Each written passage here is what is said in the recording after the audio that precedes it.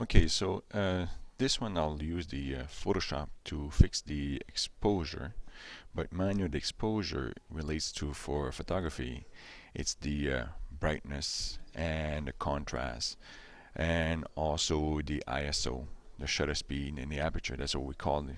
Mainly the exposure is the ISO, shutter speed, and the f-stop. But in this case, what we were looking at is with Photoshop, we'll look at the picture either too bright or too dark.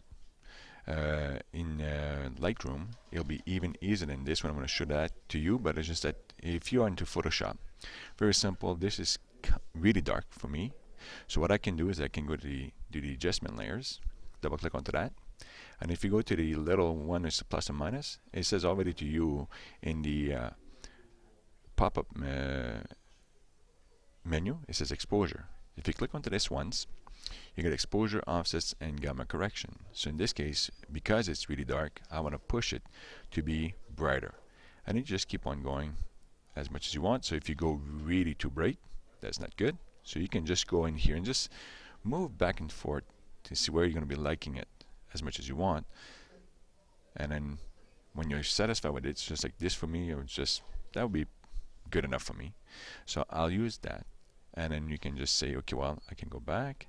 And now if I go to my layers, I got this exposure correction that we call in here. So this was the before, and this is the after.